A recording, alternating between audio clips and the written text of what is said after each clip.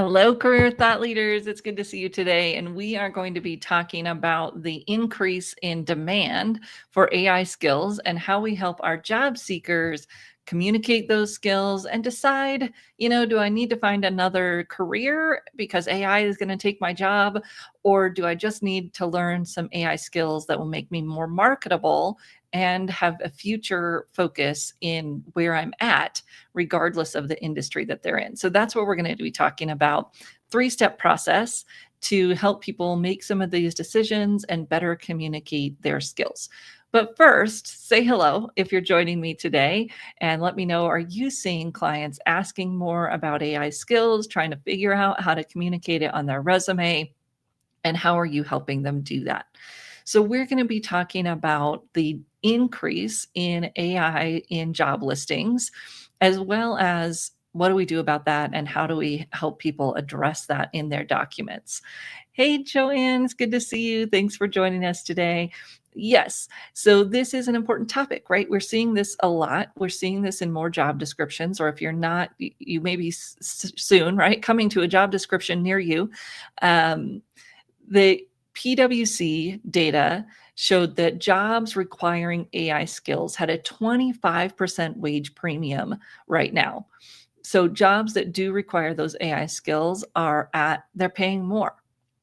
Doesn't always have to be an AI job, which we'll look at here. So those sectors exposed to AI, now remember, exposed to AI does not mean that AI is going to take their job. Exposed to AI means that that job is using these tools more frequently than others. And those see 4.8 times higher growth in labor right now, in productivity, and in the workplace. So we're seeing more pay, more jobs. This is interesting. This was from a Microsoft study a little while ago that showed 75% of global knowledge workers use AI at work. 78% are bringing their own tools to work. And I thought this was interesting statistic here that, and we've talked about this before, right? That employers are more likely to hire someone who has AI skills. It's kind of communicated in a double negative, but hang with me. Leaders will not hire someone without AI skills. 66% of leaders would not hire someone without AI skills. And it was interesting because I was looking at the PwC data a little closer, and it was showing that 100% of industries that they studied, and that's not like 100% of all the industries in all the world, but 100% of industries that they surveyed are increasing their AI usage. So this is not just in certain sectors. This isn't just in certain roles that people need to learn AI. It's across the board. It's in everything that's going on right now. It is the top skill, but it can look a little different from job to job, right? And that's what we need to be able to help people figure out. So Anthony is saying, yes, talking to a classroom of freshman students for AI safely for careers. And that's the part of it that we can help them with, and we'll dive in a little bit deeper. So here's the PwC data. I'm dropping it in, and I believe when I drop it in, it doesn't go to LinkedIn for some weird reason. So we'll also drop it in here in LinkedIn in just a second. But when we think about this and people think, well, oh, I want to be in nursing, so I don't need AI skills, or whatever it is that they think, that's really not how it works, right? Almost every industry is using AI in some way, and that's what we need to help people research and understand and then be able to communicate in their documents. So let's start with how we can help people figure out which skills are really in demand. And we've had some fun with this in our Friday sessions where we do more demos of AI, right? We've put in some job descriptions and we've said, analyze these job descriptions for the skills that they're requiring. We can go into AI and we can say, how does such and such use AI? And it will tell you, right? It doesn't have to be arduous research. You want to check those sources and goof around. But the most important thing is to do it with some context. So when we talk about prompting, it's, we're not worried about prompt engineering and getting too deep into it, but what we do know is important is the context. So I like to prompt with care, context, action, result, and example if you need to put in an example. So the context is huge, and that's what most of us, when we're thinking about our work, it's almost all context. Who is the person? What are they aiming for? For this type of research, you really don't need who is the person as much at the beginning. You just need the industry. What are they aiming for? So you can do that deeper dive into how is that specific industry using AI, searching for AI. When does it show up in job descriptions? Give yourself some context around what that looks like. That's what we want to start with, is really understanding how is AI being used in my target industries, because that's going to set the foundation for me trying to speak to how it's happening in the industry. Now, here's the thing that I love about our work is that we can help people use AI in the in the work that we're doing and follow along for the process, right? How would you use it? What are the limitations? How are you going to double check its accuracy? How are you going to consider the impact that you're having when you're using it? So we can ask these questions and we can have some conversation about it from the beginning. But that's where we start. So analyzing their current role, analyzing the roles that they're aiming for, and really understanding what's already going on in that field. Then we might think about, and we could get AI to help with this as well, what might be automated or might be used, what might I need AI to do in the near future in this role? So there's two parts: what is already happening, and then what might we forecast is going to happen in the near future. And you might use Perplexity to do the current research of what's going on right now. Then you could dump that into something like ChatGPT or Gemini. You could use Perplexity to do this. Sometimes Perplexity struggles a little bit more with non-fact-based questions. So if I'm asking it to extrapolate or kind of think forward, sometimes it will get squirrely on me and say I can't do that, or I can't find that information. You could try it there as well, but I wouldn't be surprised if it says, I can't find anything on that, because if there's not a tangible law, like a prediction in literature, it's not going to do that for you. So we could start there. We could see what's already written, and then we could go to something a little bit more creative and that kind of looks more at patterns, like ChatGPT or Gemini. And I personally like Gemini for some of these things, just because it's built on all of Google's knowledge base, right? And ask for that extrapolation of the future. How might I use AI in this type of role in the near future, and maybe even further out, just to get some ideas? And that would give us that conversation to be having with our client about how is AI going to impact your current work. And then we can think about, okay, what skills do you need to learn when it's talking about how AI is used in your work or technology in general? And AI is the search term because it's the hot thing everybody's writing about. But when we really look at it deeper, it's not just AI, right? It's all the little pieces of AI, machine learning, neural networks, natural language processing, all of those pieces come into it. And that's what we're looking at, is how do you use those pieces? How will you use those pieces? And so as we think about that in their future, what are the skills they need to learn to get there? And how could they learn those skills, right? There's a bunch of LinkedIn learning courses. There's a bunch of stuff on YouTube. There's a bunch of courses that they might get into to learn those skills. But we really want to identify what skills do they really need before we do that, because otherwise they might go start this program and they really don't know if they even need that skill. And, we're going to be much more motivated to do the thing if we understand how it actually adds value to the work that we're going to be doing. So do that research first, understand what skills they'll actually need, and then they can go and actually do the learning. And of course, AI can give you ideas around that too, the courses. Once you get some of those ideas, then you dive a little deeper into the research, the reviews, the cost that might be associated with those classes. Take a little time out here and just say that tomorrow is our AI in career coaching micro-credential class. So if you've been interested in taking our AI programs, tomorrow is the day that's the main topics kick off. We did our fundamentals foundation session last Friday, but tomorrow is our first topic of AI in career coaching. Then we do AI in resume and profile creation, job search, and interviewing. So if you want to get any of those micro credentials or the AI savvy career practitioner, which is the combination of all four, check that out and get on the list so that you can join us tomorrow morning for that AI in career coaching session.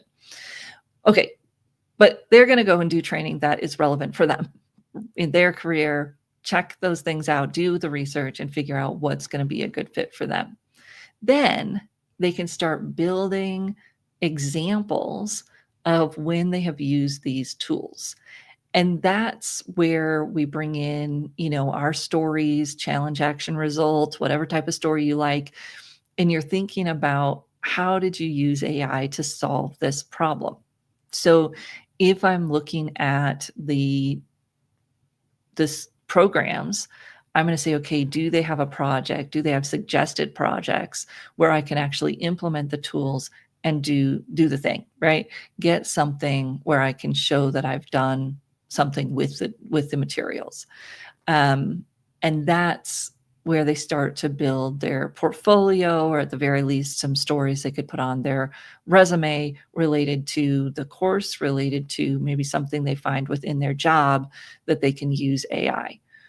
When you're thinking about AI specifically, there's some parts of the story that you want to come back to, in terms of, it's not just about the challenge, action, result, but there's also some other pieces in there. Before we go there too far, let's talk about this. Do we need to change careers due to AI? So yes, there are AI specific roles where you're using AI heavily in the job, or one of the resources that's in our newsletter that's going to come out this Thursday talks about the people that are going to be overseeing AI colleagues. It's kind of crazy, but you're going to have a manager, but they're managing the AI agents, not humans. And that's fascinating, right? That's a whole new job category in some ways, that's thinking about these roles that are AI specific. However, even if the role isn't an AI specific role, there's going to be AI augmented roles, like AI content creator, or content creator that uses AI, even if it's not in the title. Obviously, marketing, heavy use of AI required to do the job, right? Required to be seen as qualified for the job. I think product managers in many instances are going to end up there, because if you know how to use a lot of these AI tools, you can spend less money on consultants who are doing market research, those types of things.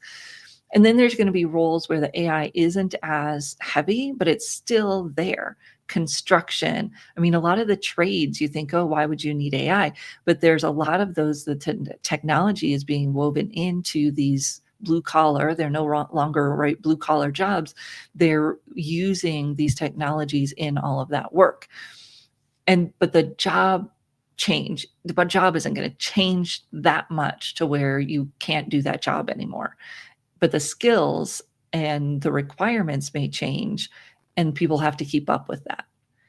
So do you want to change careers and go more heavily into the AI? Sure. And is it going to be more stable? I don't know, right? Nobody knows. It's too volatile. If you look at those careers, you think, okay, this is something I'm interested in doing, something I want to learn about, then great. But don't go that direction just because you think it's going to be stable. There's, a lot of other careers are still going to be stable. You're just going to need those AI skills on top of the everyday skills to do the job. Excellent.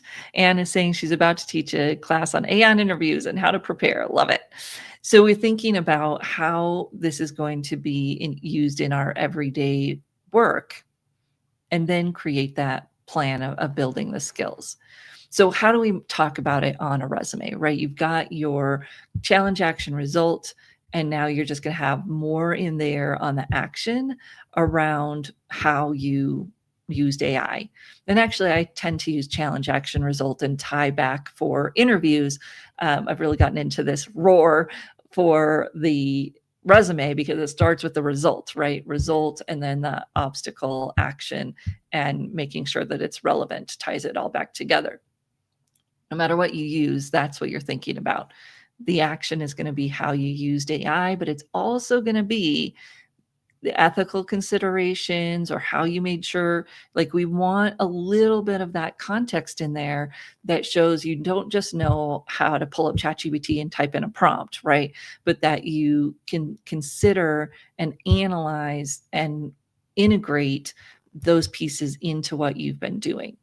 So I was thinking about this the other day. My phone, I use a weather app on my phone all the time.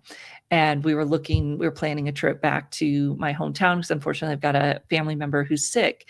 And Meeker, Colorado is the name of my hometown. There's 2 Meekers in my weather app. And one of them said it was going to be 87 degrees.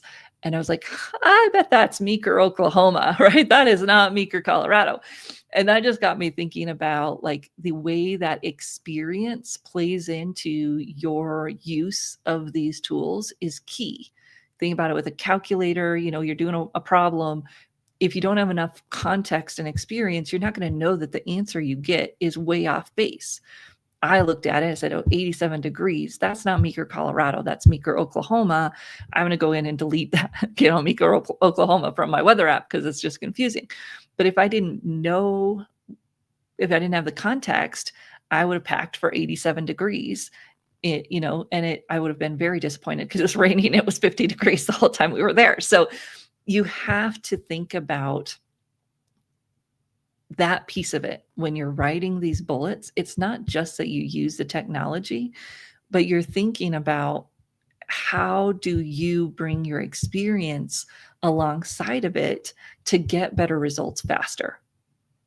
Because it isn't just that a marketing person is using AI to write their content. Anybody could do that.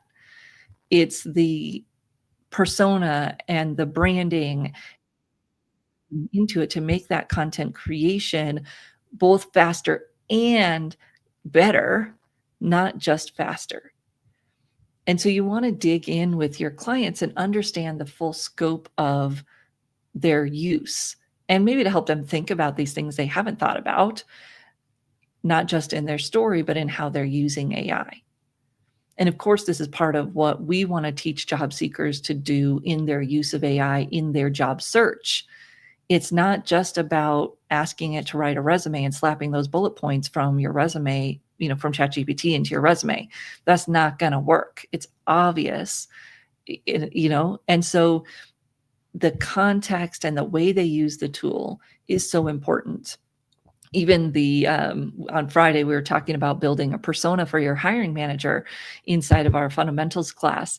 And I built in some questions in our new custom GPT so that after it builds a part of the persona, it's prompting people to analyze that persona and really think about what in this is seems to fit, what in this doesn't seem to fit, and chat back so that you can build that richness of your experience together with the data that the chat GPT is bringing in and create a better outcome.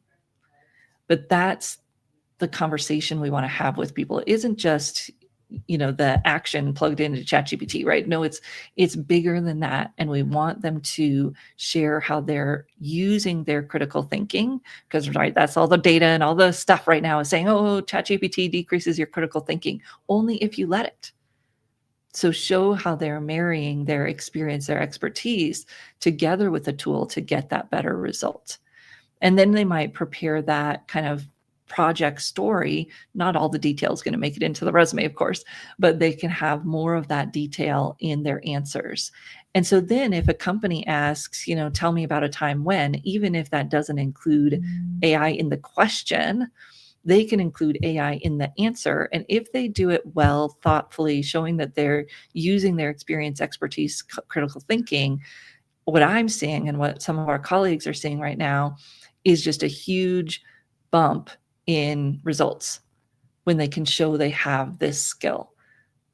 I'd love to hear if some of you are seeing that with your clients, right? You have clients, the success story where they're using this in their interview and they're getting better results because of it. Because that's what we're seeing, is that people are, even and especially maybe perhaps job seekers that might be considered older, you come in and you've got this story about how you're using these new technologies combined with your years of experience.